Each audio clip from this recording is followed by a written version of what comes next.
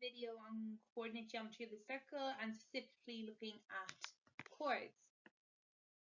So chords can come up in exam questions related to the circle, and we're going to look at how you would approach those particular questions. So I'm going to go through a little bit of background on chords and remind us of the theorem, and then I'm going to work through a full example, which is the 2016 DEB Mock Paper 2 question 3.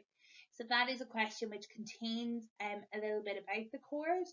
I think the chord is maybe one of those things that gets forgotten. We don't see it a huge amount in the actual exam papers, so then when it comes up in the mocks, it can sometimes throw people. Now it's highly possible that we will see it in the future in an exam question, so it is definitely one to watch.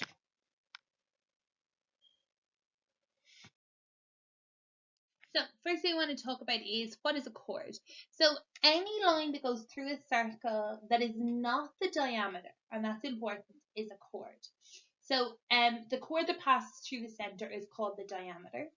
We call that the diameter. We always have called that the diameter. Everyone should be familiar with that. But any other line which goes from one side of a circle to another, so there's an example here in front of us which goes from A to B. So any other line is called a chord. And I suppose maybe a way to think of it is, if you drew in a series of chords, maybe looks like the guitar strings. And you can maybe link it back to chord there. So when we're talking about a chord, it's any line that is not the diameter. The diameter is a special version of chord that we know a lot more about and we can do a lot more with. So what do we know about a chord that can help us? So when we're doing these questions, there's a really important little theorem to keep in mind. So this is linked to the geometry, just normal geometry side of the chord. It's one of the circle theorems, and the theorem 21 states that the perpendicular from the center of a circle to a chord bisects the chord. So basically, if we start at the center and draw a radius through a chord, and we draw perpendicularly through a chord, and that's the important part, it will bisect the chord. Now, because there's an infinite number of radii in a circle, we can always create, or we can always draw in the radius which we want to work with. In this case, it will be the one that perpendicularly bisects the chord. So the perpendicular bisector of a chord passes through the center of a circle. So that can be useful, but we don't see that one as much in the coordinate geometry sphere. So let's take a look at how we can then work with this. So I've taken the same picture as the last slide, and all I've done is I put in two little orange lines. And the reason I put in these two orange lines is because this is generally how we would approach a question. Each of those lines represents a radius. So if I know anything about a circle, including the radius, I'm able to work with that. I also know that the two portions of the chord, either side of this line here, so this is another radius, but I know that the two portions of the chord either side are the same length. We can see that because they have those two double lines on them. In a question, you won't be given those. You'll need to know that part. What we can see now is there's two triangles. They're both right angle triangles. They share a common side, and both of them have the radius as the hypotenuse.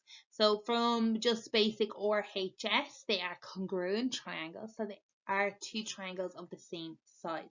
That can be useful because anything we work with in one, we'll be able to work with in the other. Okay, so that is the basics of chords. That is pretty much all you need to know.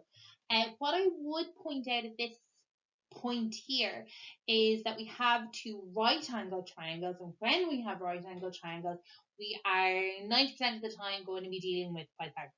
So there will be an element of using Pythagoras in questions where we have a chord. So let's take a look at the mock question now and work through it. So this is the DEB Mock 2016 paper 2 question 3. So write down the center of the circle, and they gave us here the equation x squared plus y squared minus 10x minus 4y plus k equals 0, and find the radius length in terms of k. So let's take a look. So to help us here, we're looking at page 18 and 19 of your log tables, more specifically 19 for the circle. But the circle questions rarely appear as just circle. There will always be some element of having to use the line there as well. So if I work with the formula which appears, it is towards the end of page 19. I'm going to write it above here. So we have it. It's x squared plus y squared plus 2gx plus 2fy plus c equals 0. Okay. So what that has created for us, we have a 2gx, which is minus 10x. We have a 2fy, that's minus 4y.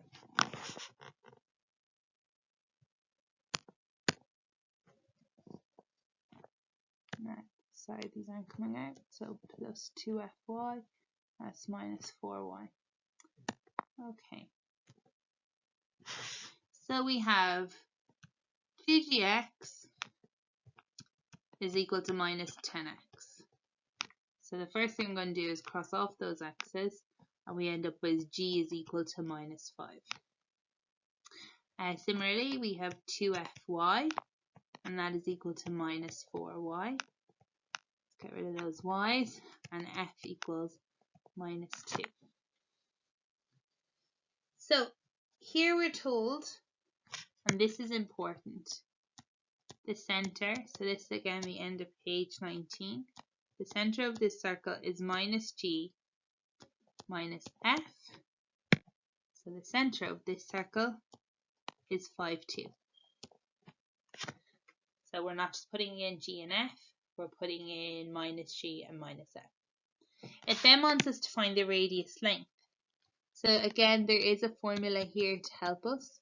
The radius is equal to the square root of g squared plus f squared minus c. Now, they want that in terms of k, which is good because if you notice here, c is k. So or, which will let stand for the radius, is equal to the square root of g, which is minus 5, that's squared, plus f, which is minus 2 squared, minus k. Now we're going to clean that up slightly. We still have our or, that's equal to the square root of 25 plus 4 minus k. So or is equal to the square root of 29 minus k. Okay, so very straightforward part A. We're just using our formulas to work through to get the center and to get the radius in terms of k.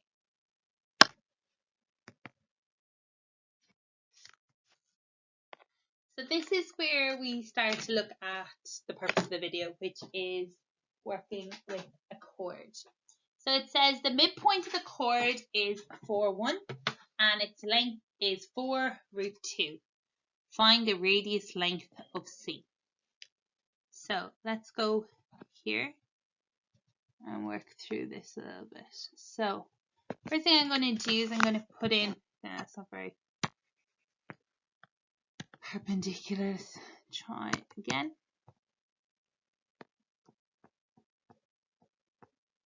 Okay, so we can put in a line here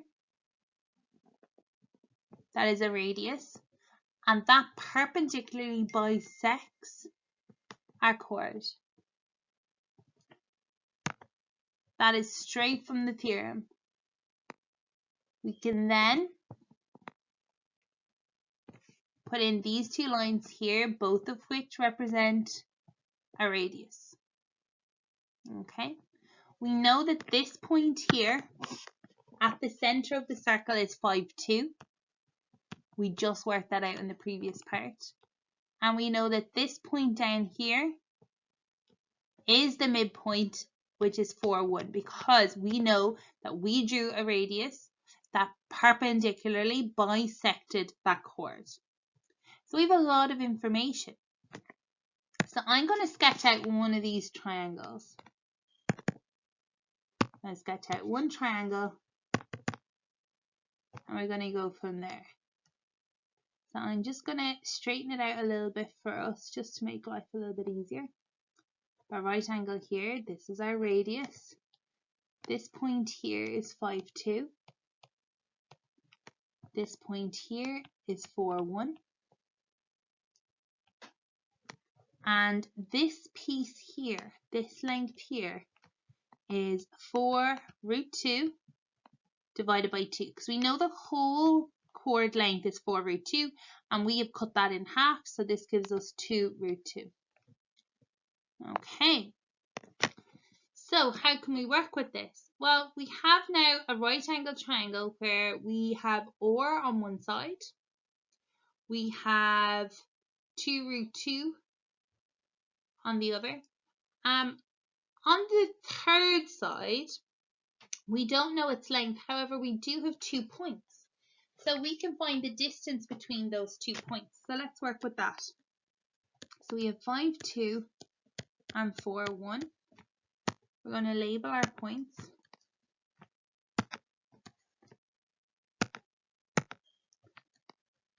X1, Y1, X2, Y2. And taking your formula from page 18, the distance formula x2 minus x1 squared plus y2 minus y1 squared. That's the square root. 4 minus 5 squared plus 1 minus 2 squared.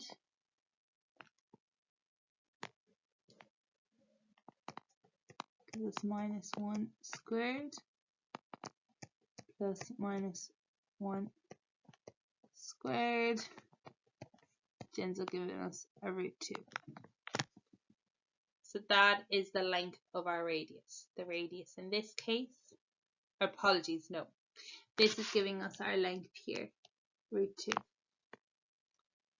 So we now have a right angle triangle where we have root 2 or and 2 root 2. So using Pythagoras, we have c squared is equal to a squared plus b squared, where this is c, this is a, and this is b.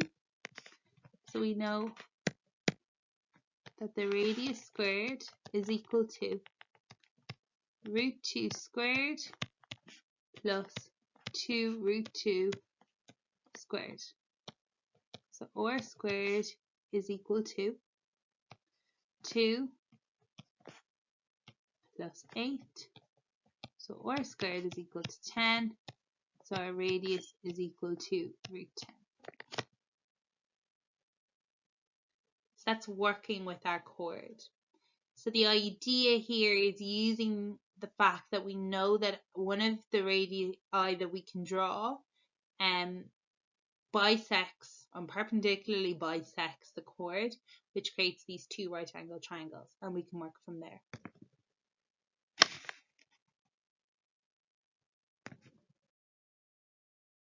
So it then says, hence find the value for k. So from part I, we know that the radius is equal to root 29 minus k. From part 2, we worked out that r is equal to root 10. So therefore, root 10 must be equal to root 29 minus k. Squaring both sides, 10 is equal to 29 minus k. 10 minus 29 equals minus k. So minus k equals minus 19. So k is equal to 19. So part C says find the slopes of the tangents to C from the point minus 2, 1. Now, what I've done here is I've just done a little sketch Here's my point minus 2, 1. And this is a representation of how two tangents can come from this point. So we have the center, which was 5, 2 of our circle. And we know some things. We know that from the point 5, 2, our center, out to each of the tangents, if we draw a line perpendicularly, so we create the radius. So we know that the perpendicular distance from 5, 2 to both of those lines is the radius. So the first thing we're going to try and do is we're going to get the equation of the tangents. Now, we're going to just get one simple equation here instead of 2, and we're going to simply let the slope equal m. So that means m could have 2 values, but we'll only have one equation to work with. We also have this point here, which is minus 2, 1. So this is my x1, y1, when we're using the formula y minus y1 is equal to m bracket x minus x1. So this is y minus 1 is equal to m bracket x minus minus plus 2. So here we end up with y minus 1 is equal to mx plus 2m. Now we're going to rearrange this because to use it in the perpendicular distance formula it should be in the format ax plus by plus c. So we have mx minus y plus 2m plus 1 equals 0. Now for the perpendicular distance formula, this represents my a, there's a minus 1 here that represents my b, and 2m plus 1 here represents our c. So the formula here, the perpendicular distance is ax1 plus by1 plus c all over the square root of a squared plus b squared. So we know that d is the radius. So just putting in a little note here from the previous part, we know that the radius is equal to root 10. So the answer here should be root 10, and that's giving m by, now the point we're using is 5, 2, and that represents here my x1, y1. So m times 5 plus minus 1 times 2 plus 2m plus 1 all over the square root of a squared, which is m squared, plus minus 1 squared.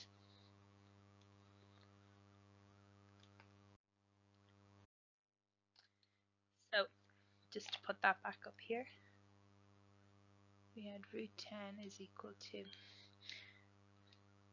5m minus 2 plus 2m plus 1 all over the square root of m squared plus 1.